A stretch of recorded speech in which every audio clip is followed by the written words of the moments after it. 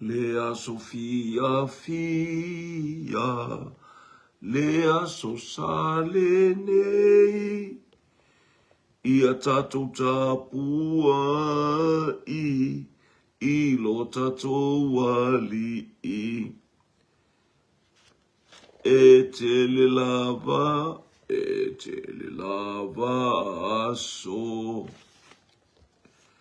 E tupu ai tinga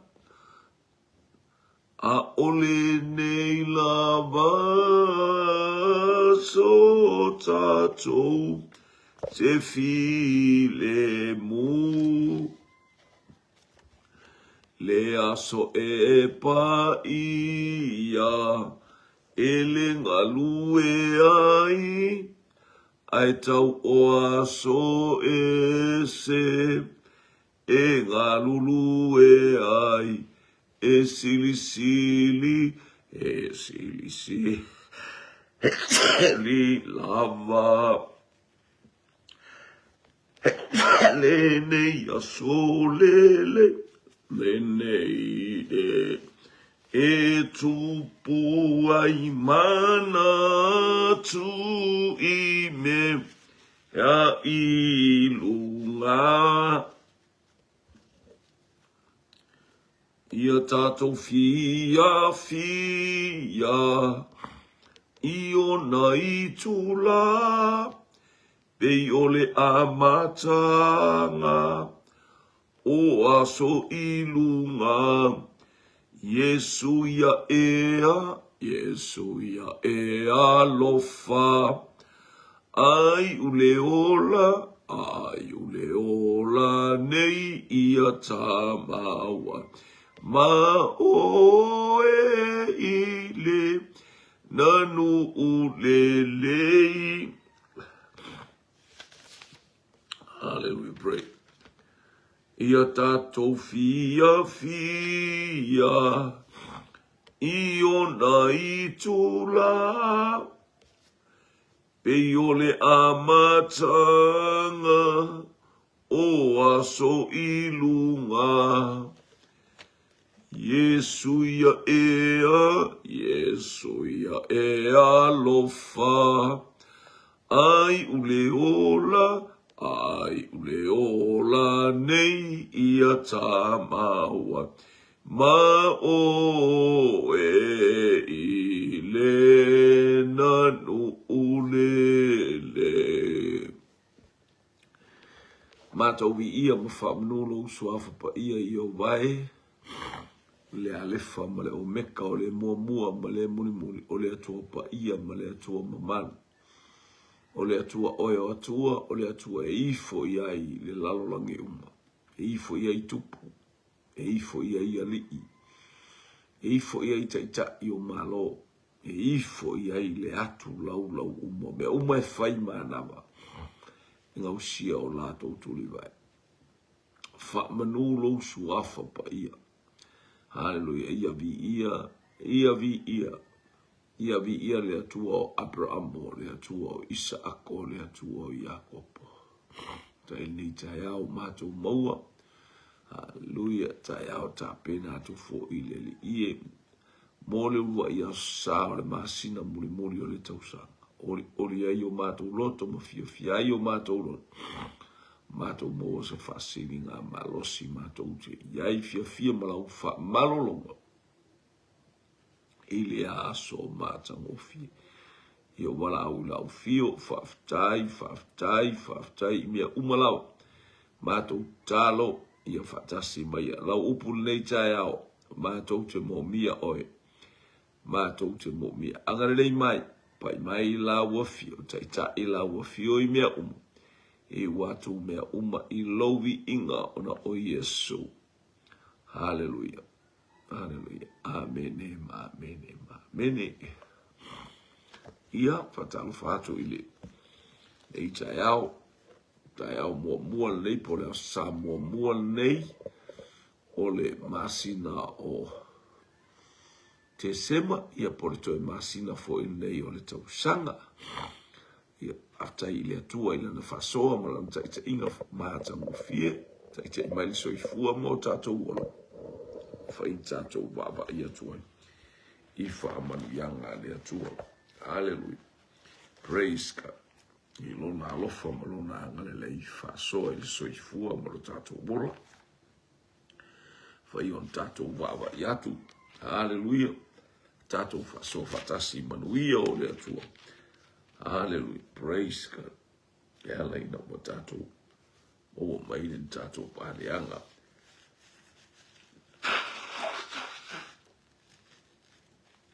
I le lale lei o lo tātou tapa au o i le langi. Ia whaamuina lona suafa e whaawau. E whaawau. Ia. Ia i le anga le lei o le atua, le anga e mai o penga te whailangi, o le taimi e te. E te paangwa iai, e te maua mai iai, e te maleifua mai iai, mai ala i whangunga lei.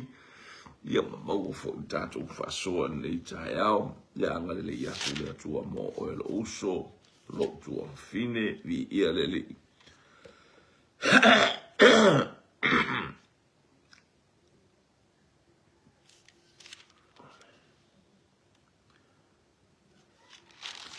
Ia tautala e pea o tātou whaalongolongo lo tātou wanga inga ia tu lei ni o tātou tilo atu i le kirisi masi.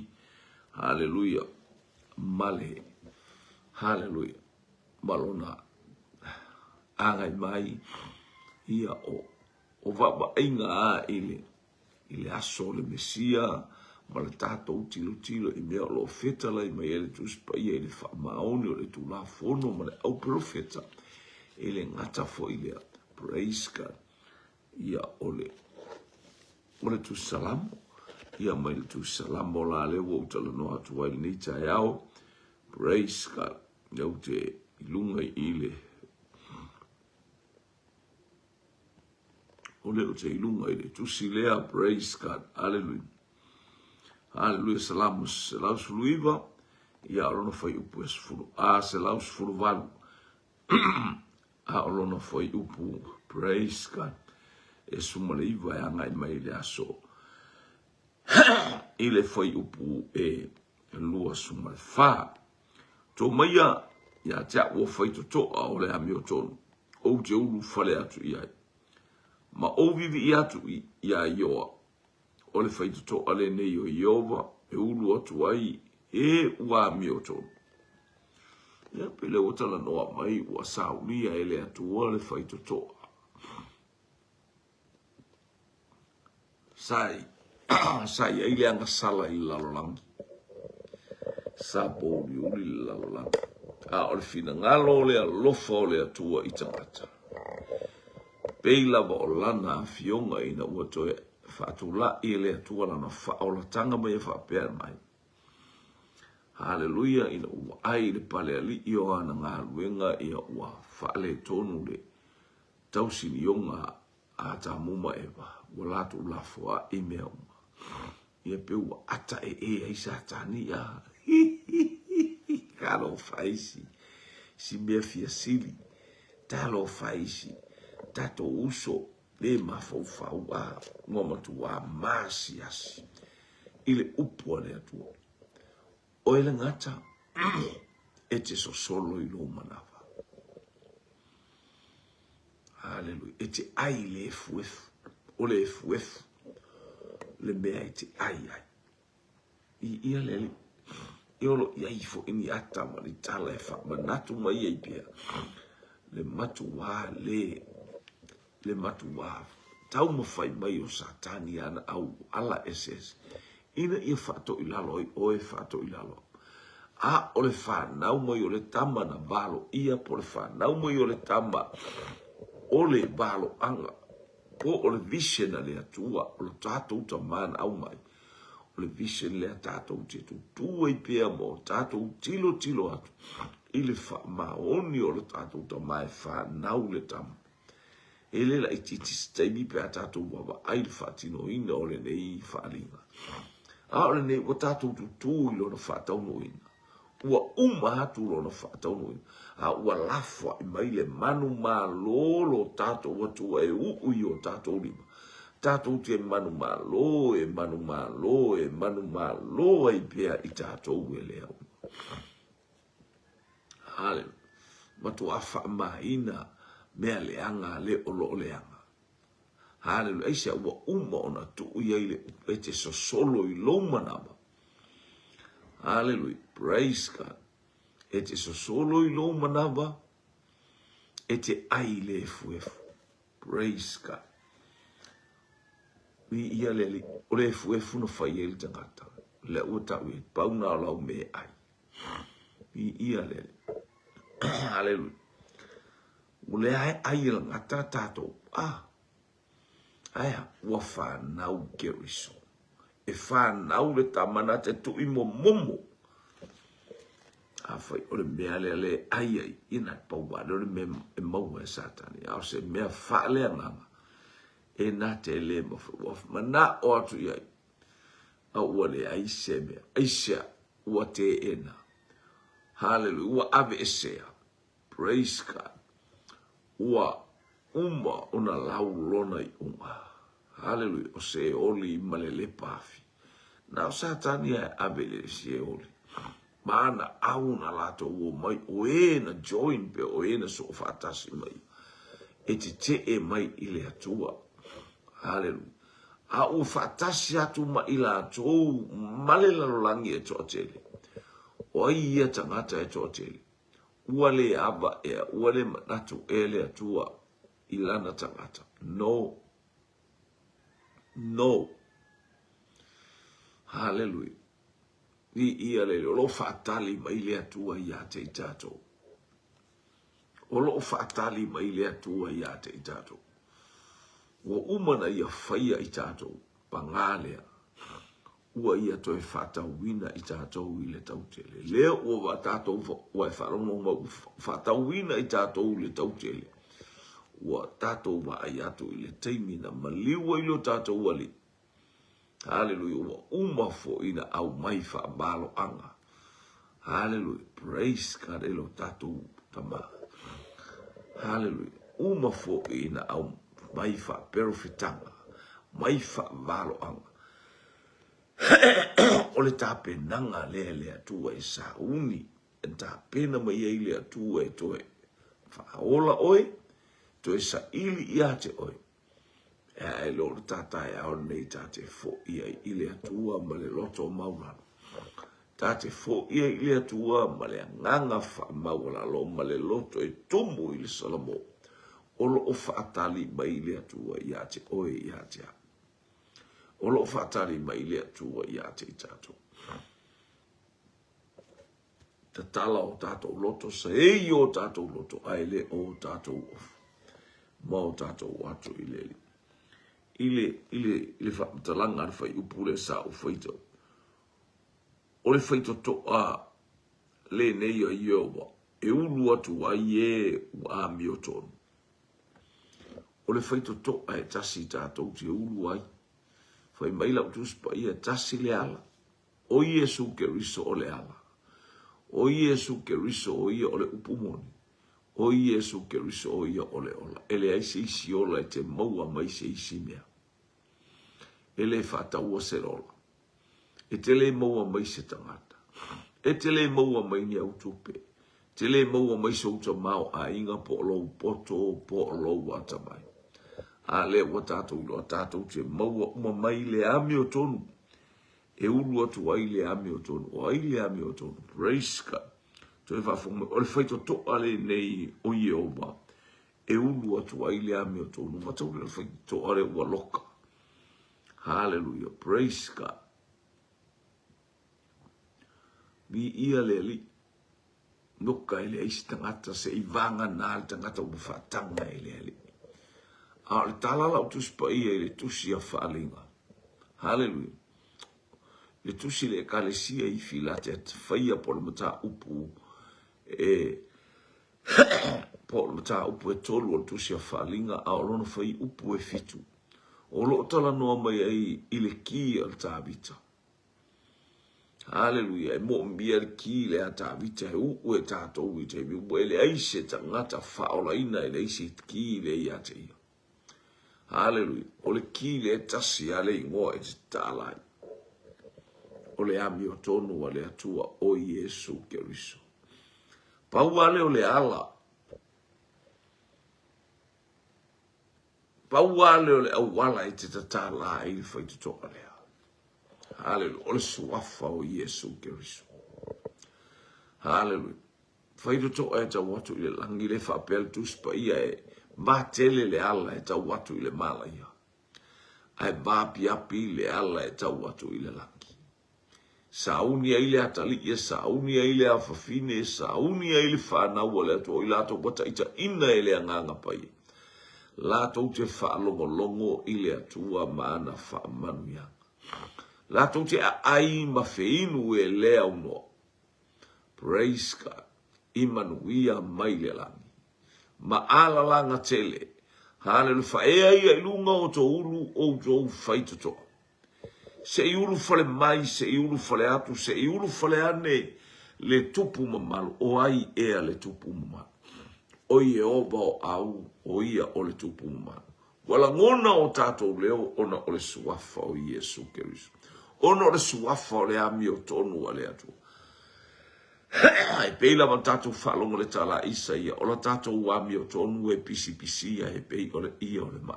So se mea e pisi pisia e le matangofi. Ai whaftai i le atu. Moni maua tu sia Roma i lona ta upu e lima a lona fai upu e iwa. Hallelujah. Hallelujah. Aua ta wami o tonu ina nei i tatou. Ona o le toto o le tamai ma moe o Iesu Keriso. O lo o va ai atu i le ngalu e ngatele a matamai ona na misiona o le ami o tonu lea ua maliu. Hallelujah.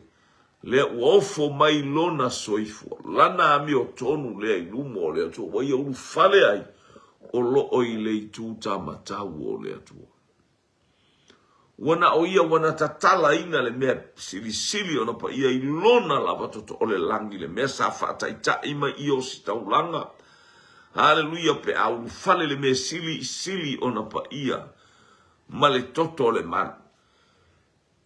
Ai pangale alo tato wali ima lo tato faola.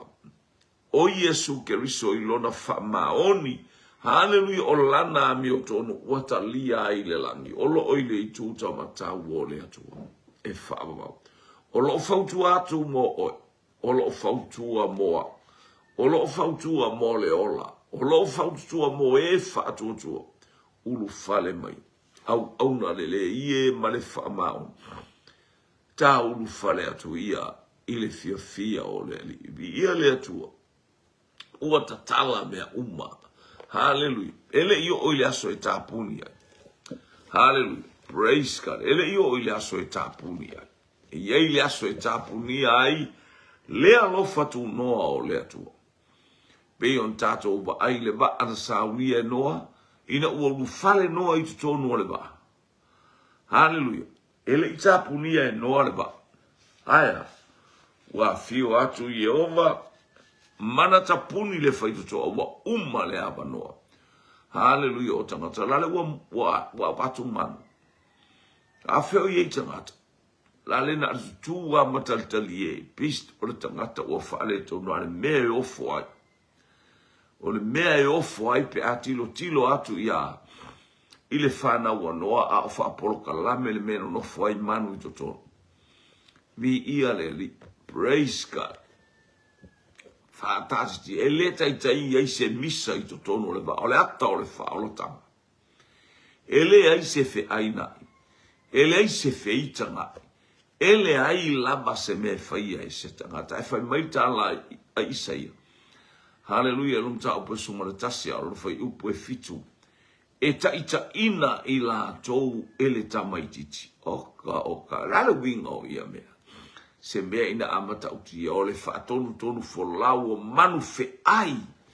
Ma manu sawa.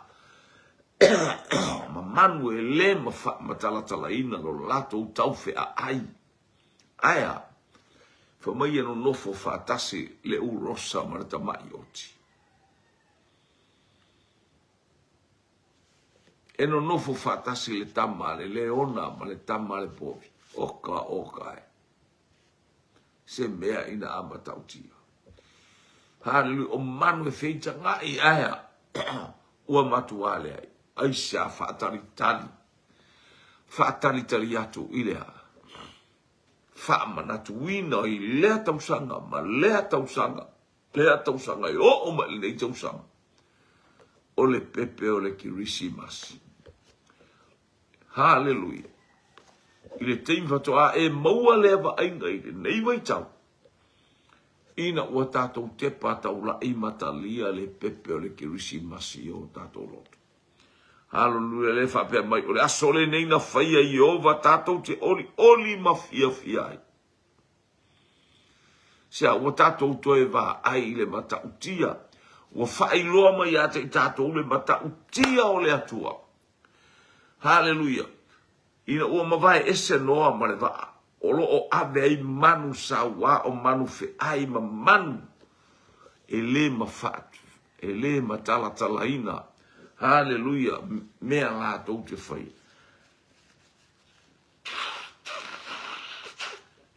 O le aka o le isi manu i le isi manu. Hallelujah. Ele mawhaina o whapea manu ne. Ai whaftai i le atua le utatou wa ai le ata o le whaolotanga. O le ale i tu ainga sawa. O le ale i tu ainga. Hallelujah. Whaaleanga mea. O le ale i tu ainga whaamaua lunga hi ailo uolanga. Malo uolanga. Mo tatou uolanga. Le ale vai sa i tatou e pei o manu ese. Aya. Ua taita ina i tatou e le tamaititi. Le tamaititi le tātou te whaalongolongo i lona whanau mai. Le tātou te wawa ai lona soifua mai. Praise God. Mai tangata maifo i ai o le whaalinga. O le loto maulalo ma le talia fia i le loto. Hallelujah o le tamaititi. I ia leli. Ele ifo tangata i ni tupu ono nofo mai lunga ni nofo ari. Na o le tamaititi lale aui mai le ie. Na ole ta mai titi lale ta atia mai lunga. Hallelujah, o mea aia povi. O mea aia manu. A o ia lea, hallelujah, o whaalongo iai. Manu uma i lona manongi o lona manongi. Ua o mai ai le ola. Ole manongi o le whare povi. Ua o mai ai. Hallelujah, ia te i tātou le ola. Ina ua tātou wa ai. I le tamaititi lona a mata mai mana na taita inga. Amu ia e loto maula la. E o lato o le mano o le langi. Na ua o matu le ba au noa una tupu mai lo le langi tau, le lalo langi tau ai misa. Au o muna whaali mai e noa le ba. Na le taita ia tu ele na whanau i tuto. Taita ia tu tamaiti. De whanau a noa. Hallelujah, mastoi ina o noa. Aya, e usi tatai mea ola. Hallelujah, i nei tamaiti. Ai se alangalale iei le whaunga te ilopo le a. Le mai au le o langa o tangata o le a. Whaamawalunga o tangata o ina tango iai. Mapa iai le nganga o le ali. E liu sua vai le loto o tangata. Hallelujah. Hallelujah. Ia le ali. Pa iai e liu sua vai. Tai atu ato une mea tauna iai. Whape nale a fio mai o keriso. Hallelujah. E le whaamasino malwa aia mata. E le whaamasino pe o le tautala o le ngutu tulau. Aya o le manama atu ono fonga o le ata o le nganga pa ia. Ma le upua le atua. E tatala le upua le atua. E whaalolongo i ai manu fe ai e whaamalolongo i ai lo vai ma lo uwhaale tonu ma lo tatou anga le anga ma lo tatou hallelujah soli tu lafon tatou te whaalolongo i le awhionga le atua ma lona whetalai mai o le upua le atua o Yesu Keriso a unei o le ala, o le upu. E le ai se isi ala e te tauai i le langi ma le ola e whaava. E te le aluatu mani au taulanga se fia, mani au taulanga se tele, te le aluatu ma so manos, te aluatu ma so poto no. e te talia le upua le atua e te talia ke riso I lo loto.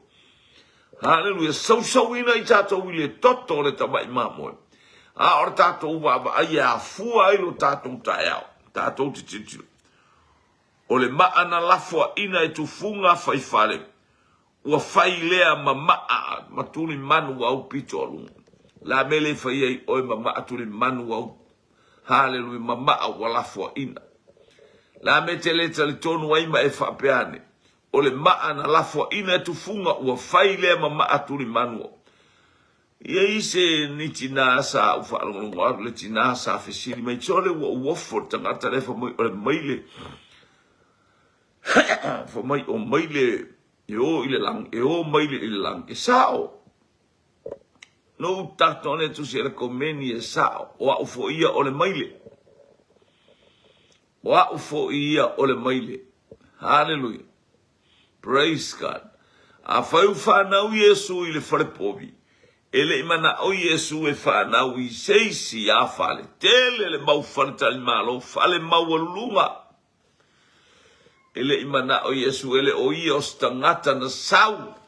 Hallelujah. Moea mi o tonu na sau Yesu moea ngasala. O le mea fo ele na sau Yesu e whanau. Ina ia whanau fo wina le loto o le tangata vai ma le tangata o se le tangata ngasala. O le tangata o pei o le whale povi e pei o le povi lo na o langa o manongi le anga. O patu le ina tina whai la auto e maua mai na tina ia le. E fe au le nei tae au. Praise God. O le alatunga o Yesu, e sa ului fafines, e fafine e leni au maila na tama. Hallelujah. Mana o si fafine e fa amalolo, e fa mai Yesu, e le ma umaua mea ai le fa naua tangata I maile, I uli. A talanoa la I le uli, e talanoa I le a, talanoa I le maile, ta I fau. Oka se tala le fafine.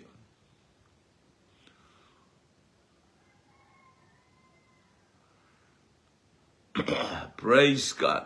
Ia le li. Vaftai le ia te la tau angai mai vaftai mo le fatalofa. E lau tusi a mosa na e whapea mai o mai teimi. A mosa e lum ta upue. Balu a lono fai upue. Praise God. Ia na pe on fai pas fulu. Ia por I pues uma tasi o lo whapea mai e o mai o naso vai loa mai a mosa e o mai o naso e o mai ai leonge o leonge ile ele o leonge ile fia ai ele o leonge I mea ai ele o leonge I vai inu a leonge ua lei loa le upo le atu a le tato wonge ai ale o tato wonge ai awa an tato loa o le maule lea na fau e Josefa o le maule ma le oa le fa aputu e Josefa matangata. Hallelujah pei o le tala a Farao. Hallelujah futua o maua leo stangata o ia ile nganga o le atua te ilo ia te oe lo le nganga o le atua e fasaoa le areto le awa so le anga. We are in ending time. Ending time, we are facing struggles and problems, difficulties, stress. Mana ia tato ftai ai fita ai esele mana ia o lo wau mainga. Esele mana ia o le areto wa uma ona tu itu tonu le fale. Wa uma no fasa oina. Te iloa e oti o sefa malana upu. E asi mai le atua ia te auto. Lango le taimi ana oti a Iosefa, le taimi na pa ia ile polonga ia Israel. Hallelujah. Fata mala Israel. Hallelujah. Walato no nofo ia nofo noa. Hallelujah. Nofo noa ele ai fa au nga o lato umafo fo ia le o ina tonga fiti poto ila to we. Hallelujah. E ai kupito. Ia walato a ai loi mea ai o le onge. A o le teimina i eil tangata o le atua. O sa i eile manuia I lea e ka le sia sa tupu le ngā luenga le atua inu. A le fionga le atua ia Iosefa. E asi mai le atua ma ave ese o tou I le mea nei. Hallelujah.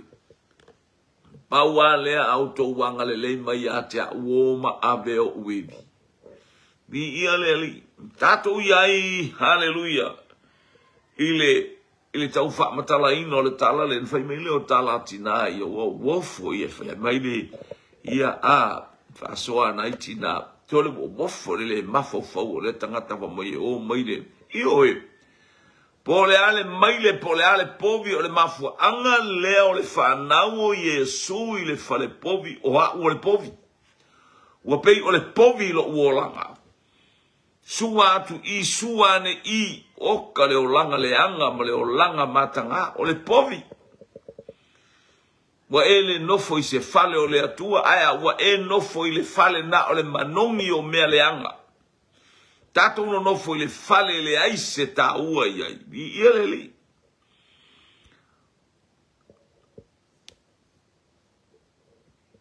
Ia le wa tato iai taimi o le onge le e whamanatu mai e sio tato uso i le upo le atua le neita e au whaftai toi ina o toi ina mai timaru manu ia le neita e au vi ia le li angale le atu le atua i le amatanga ole kirisi masi haleluya i le ulua yaso ole vai ole masina ole kirisi masi po le ulua ima aso sa tatou te wha manatu ina ai haleluya le tino ma le toto lo tatou wali vi ia le li praise God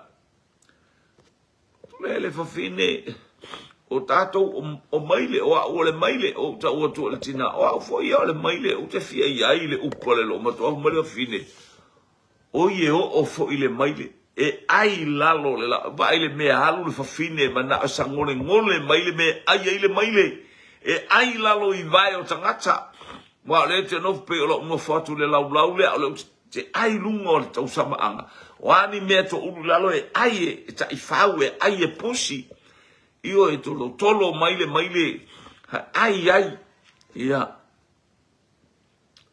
vi ia le ali foi mai Yesu oka se fatu atua oka se teine ina a matautia what a girl hallelujah what a woman hallelujah so we are in our foot io fai ele atua e tusa o lo mana o ola la na tama ola lo na fine fo i male ori wa fo o ia ole maile ai te le mana o ta o le maile ale atua pe on tato i lo tato o polonga ale atua sa tato wola sono a lewa i lo le meta o le polonga hallelujah ala mele fai ia o fai o ma polonga ke riso hallelujah i lo tato ta wato se mea hallelujah o ia i le fina ngalo le atua ina ia ola se nganga whaalongolongo se nganga e ma aia te oe le ngata ina e tautala e le ngata ina e whaamalosi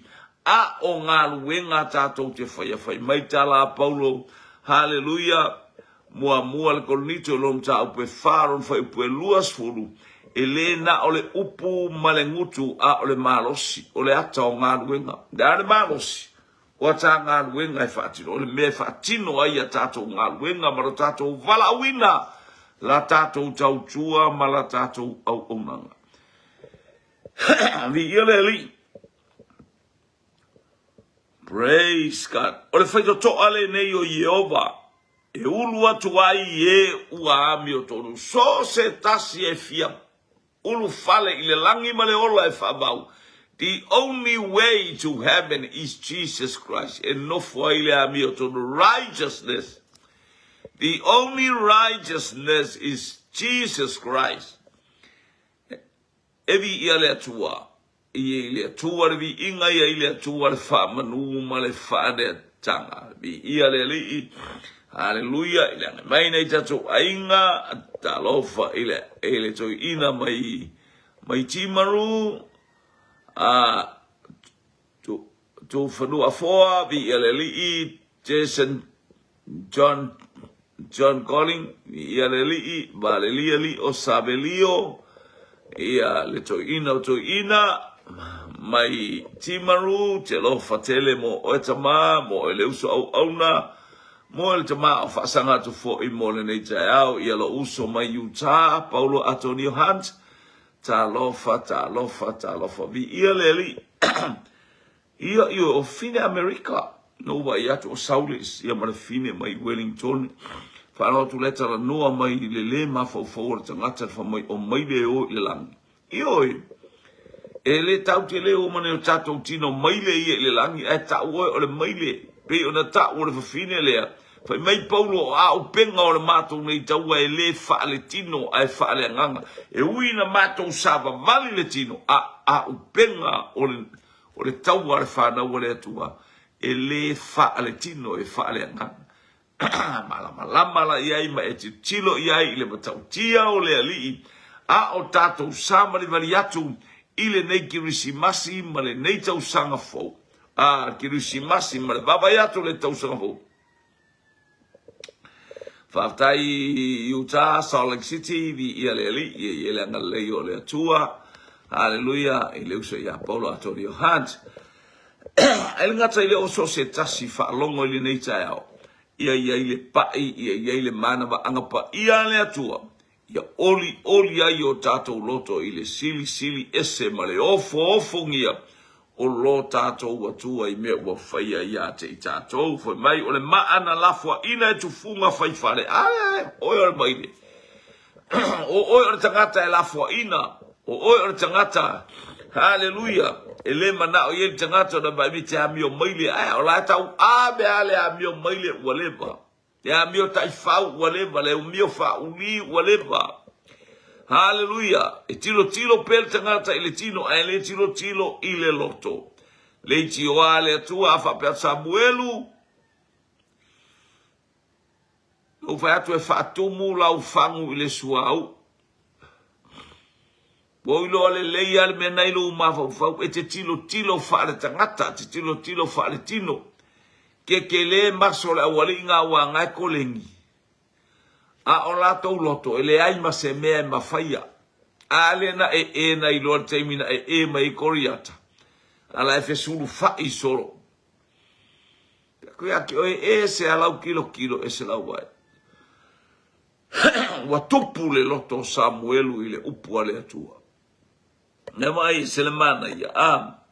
Praise God. Ina o tatou falon.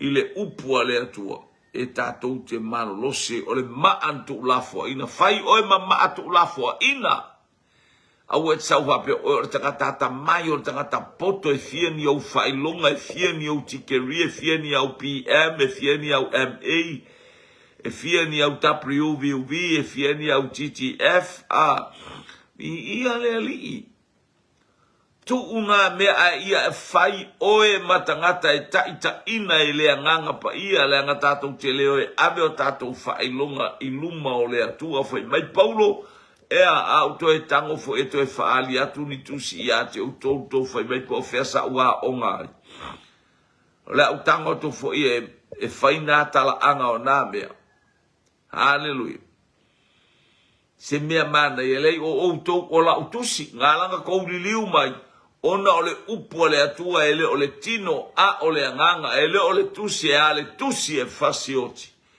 ai ale nganga e faola outo ele o se tusi le o te tala noa atu ai o te tala noa atu ile manu malo ina ele nganga ole atua o tatou ola ina I o tatou pipi e au na faa ofuina o I tatou e pei o la ke riso I rona au so o male au apostolo filifilia e au na faa ofuina o tou e no nofo Jerusalem au tou te vave o e whainata la inga tiele o tangata hallelujah na tala I mai afa I mai le poto le fai fi au fai mai le poto le lo ulo alu tau abe le poto le o tangata le afa mole ma nei ape e tango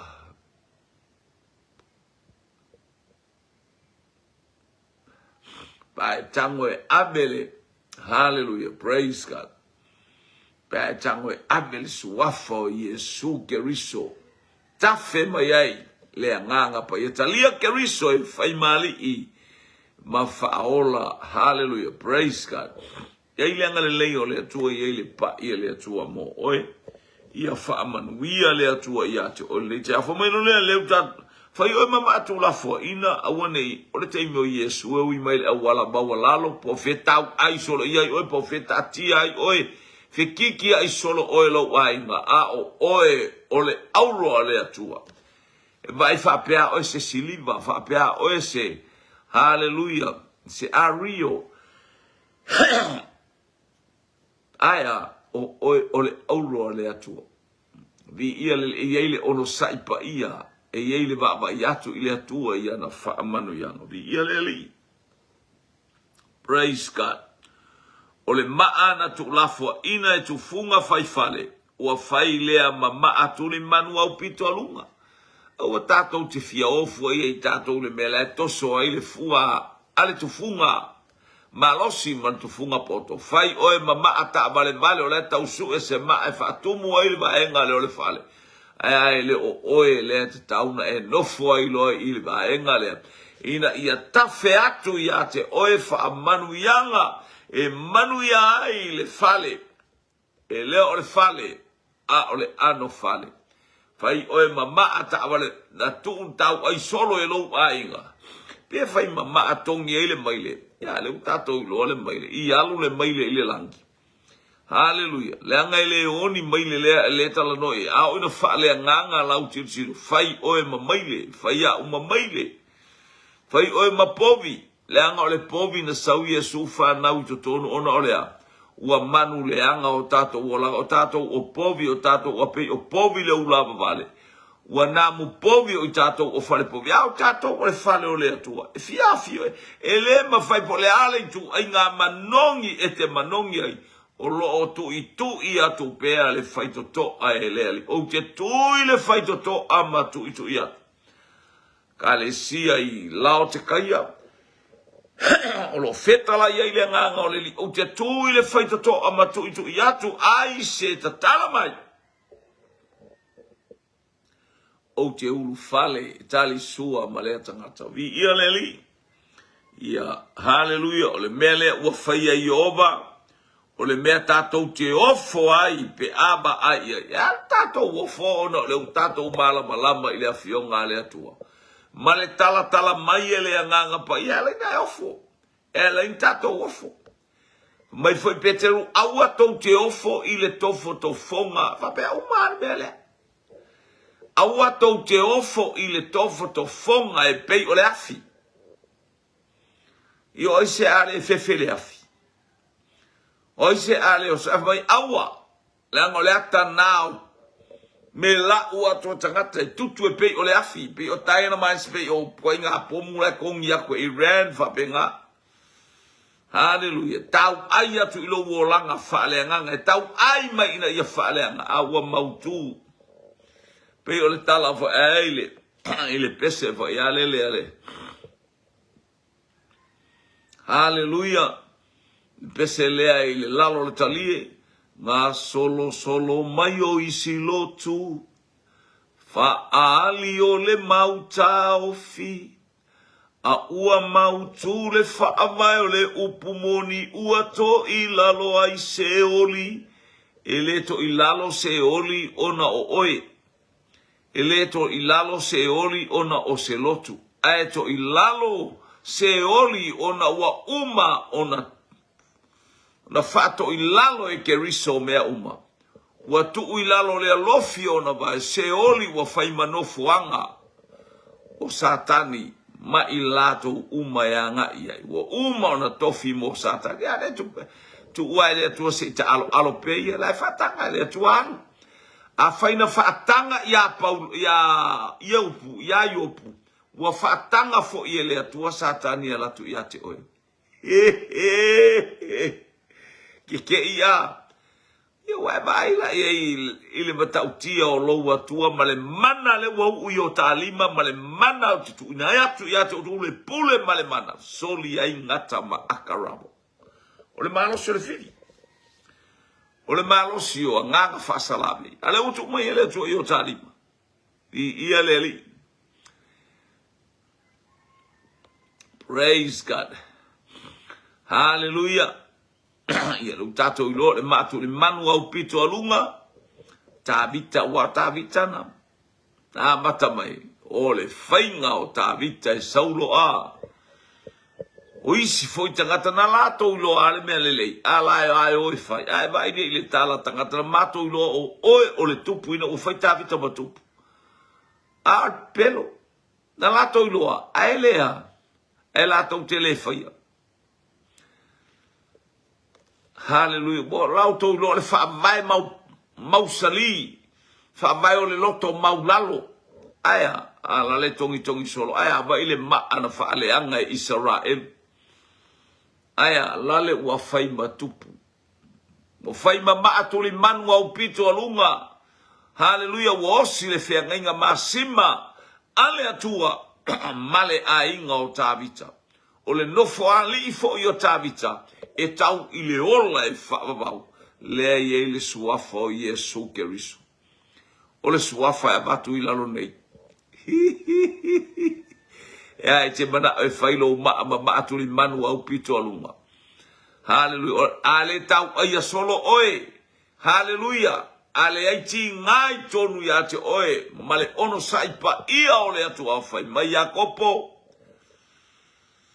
Fia le loto pe a maua i tātou i tofo tofonga ese a sole. Io aia me fia le loto. Fa mai Jakopo.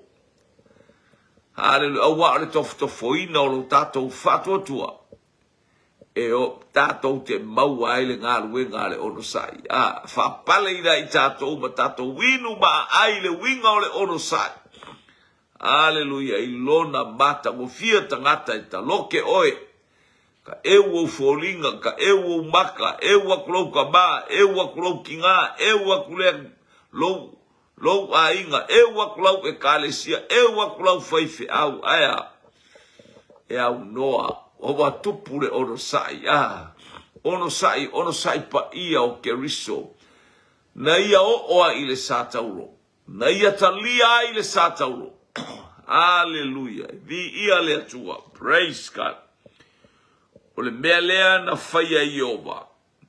O le mea tātou te oli. O le mea lea ua whaia Iova. O le mea tātou te ofo ai. Pe ava ai iai. Tātou te ofo le whanau mo le whalepobi. Leo tātou ilo le whatuso le whalepobi, le whatuso le angasala. Le whama Iesu au te le isau. Ia whatau nu le fionga le atua ma e malama. I le moni male whamaoni o upo Keriso. Au te le isau mo e a mioto. No usau mo le whalepobi. No usau mo e angasala. Talia Keriso. O le ala e tasi oe. O le ala o au. Tate anga ia tua i le langi ma le ola e whamau. Pamunu ia le atua ia te oe whamere wha upule hesu ma le wha. O le aso le nei ua whaia e Iova ia tātou oli ma fia iai. Ia lele. Le aso ua au mai e ili wha oratanga. Wana lea ma isi wha oratanga la wha whelan ka fia. La wha whelan ka ola oli. Uina iei ti ngai ai whaingitau tātou wati mai ai, ma tātou sāvali mai ai. E wha maoni le atua o le aso le nei na whaia Iova, ina ua e talia Keriso o le aso e tasi. E lo sāpati. O le master of Sabbath. Talia le ali i lo loto.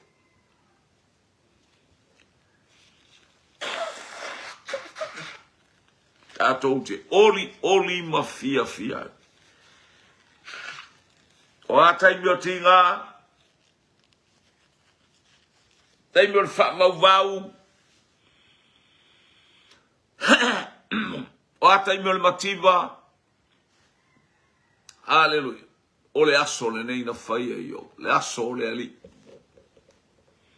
Hallelujah. Praise God. Saunia. Le aso na toi tu manu ai Keriso. Le aso whanau mai o Keriso e tāpenai. Oe moa uma i tato uma. Ia o na whanau fowina lana tala le lei o tātou loto. Ia o na whanau wina lana upu. Hallelujah. O le upu e olai. O le upu e malosi ai. O le upu e loto tele ai. O le upu o le manumalo. O le upu o le saolotonga. O le upu o le file mu whamanuia le atua i le nei tai au. ona o Yesu. Amen, ma, amen, ma, amen. Whaftai ta mai lau upu. Whamunu iau tangata ile nei sāpati. Pole nei fo ia sa. Baba iatu lele ieina i o mātou tilo ili matau tia o lau fio. I umea umai lovi inga ona o Yesu. Amen, ma, amen, ma, amen. To God be the glory forever and ever. Hallelujah. Amen, amen.